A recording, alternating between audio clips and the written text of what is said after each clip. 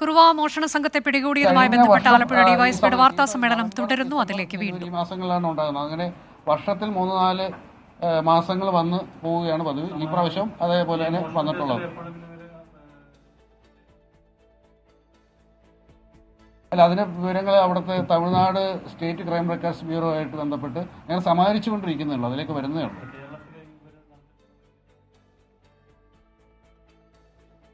കേരളത്തിൽ അങ്ങനെ പാലയിൽ കേസുണ്ട്, കാഞ്ഞിരപ്പള്ളിയിൽ കേസുണ്ട്, പൊൻകുന്നത്ത് കേസുണ്ട്, ഇപ്പം ചങ്ങനാശ്ശേരിയിൽ കേസുണ്ട്.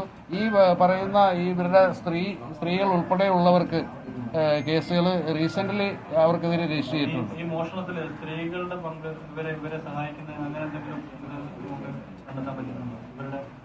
സ്ത്രീകൾ ഇവരെ ഫുൾ സപ്പോർട്ടാണ് നൽകുക. കാരണം ഈ ഉരുപ്പടികൾ വിൽക്കുന്നുള്ള പ്രവൃത്തികളിൽ ഏർപ്പെടാൻ വേണ്ടി സ്ത്രീകൾ സഹായിക്കുന്നുണ്ട്. അതുപോലെ പിന്നെ ഇവരുമായിട്ട് ഈ ഇൻഫർമേഷൻ പാസ് ചെയ്തിട്ടുള്ള ആൾക്കാർ പറയുന്നത് പകൽ സമയത്ത് ഇതുപോലെ തിരക്കേറിയ ബസ്സുകൾ കയറി മോഷണം നടത്തുന്ന സംഘത്തിൽപ്പെട്ടവരാണ് ഈ സ്ത്രീകളെന്നും വിവിധ തരമായ കാര്യങ്ങൾക്ക് വീടുകൾ കയറി ഇറങ്ങുന്ന കൂട്ടരാണെന്നും ഒക്കെയാണ് നമുക്കിപ്പോൾ വിവരങ്ങൾ കിട്ടുന്നത്. ഇവര് മോഷണ സംഭവമായ കാര്യത്തിന് പോകുമ്പോൾ ഈ ഫോൺ അവരുടെ സ്ത്രീകളെ ഏൽപ്പിക്കുക അല്ലെങ്കിൽ വീട്ടിൽ വെച്ചിട്ട് പോകുന്ന കാര്യമാണ്. അതാ മരട് സ്റ്റേഷനിൽ പോലീസ്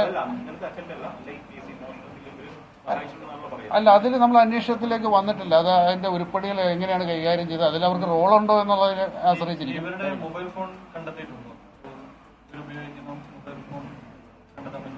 ഇതുവരെ സാധിച്ചിട്ടില്ല.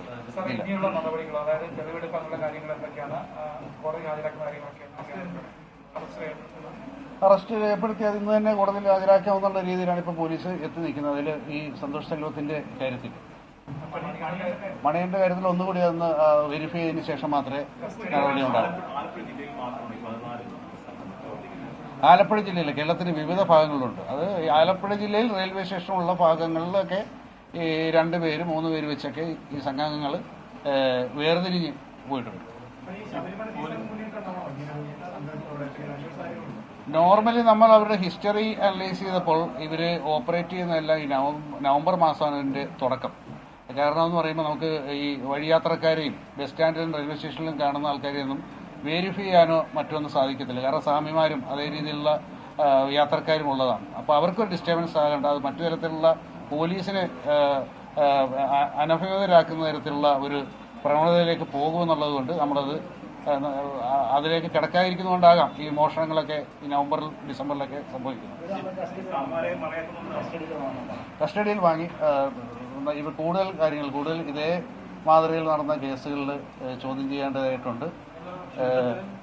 പോലീസിനോട് ചോദ്യം ചെയ്യലിന് സഹകരിക്കുന്നില്ല.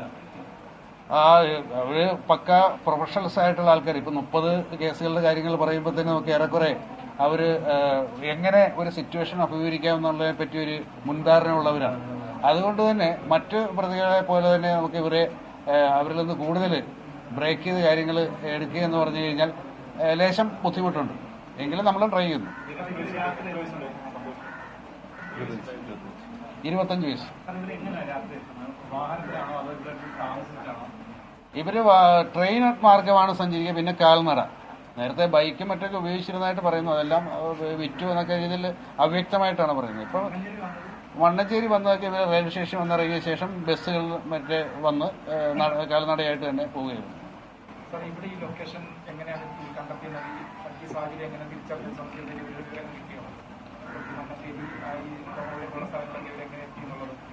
ഇവിടെ അവര് എത്തിയെന്ന് പറഞ്ഞു കഴിഞ്ഞാൽ ഈ പിന്നെ കല്ല് വെട്ടി മറ്റേ ഷേപ്പ് ചെയ്യുക അല്ലെങ്കിൽ പിച്ചാത്തിരാകല് ഇങ്ങനെയുള്ള കാര്യങ്ങൾക്ക് വേണ്ടി എന്ന രീതിയിൽ റോഡിൽ നടക്കും. പല വീടുകളും കയറിയിട്ടില്ലെന്നാണ് അവർ പറയുന്നത് പല സമയത്ത്. പക്ഷേ വീടുകൾ ചില ഐഡന്റിഫൈ ചെയ്ത് വെക്കും, ബ്രേക്ക് ചെയ്യാൻ പറ്റിയ വീടുകൾ കണ്ടെത്തി വെക്കും. അതിനുശേഷം വന്ന് കയറും. അതിനടുത്ത് അതേ മാതൃകയുള്ള വീടുണ്ടെങ്കിൽ അവിടെയും അതേ രീതിയിൽ ഓപ്പറേറ്റ് ചെയ്യുമെന്നുള്ളതാണ് പറയുന്നത്.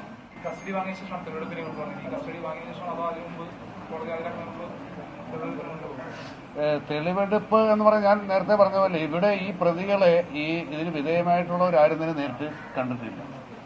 ഇവരുടെ ഫിംഗർ ആലപ്പുഴ മണ്ണഞ്ചേരിയിൽ മോഷണം നടത്തിയ കുറുവാ സംഘമെന്ന് സ്ഥിരീകരിച്ചിരിക്കുന്നു. അതിൽ ഇന്നലെ പിടികൂടിയ സന്തോഷ് സെൽവം ഈ സംഘത്തിലുള്ളയാളാണ്. മണികണ്ഠന്റെ കാര്യത്തിൽ വ്യക്തത വരുത്തേണ്ടതുണ്ട് എന്നതാണ് ഡിവൈഎസ്പി പറഞ്ഞത്. ഇപ്പോൾ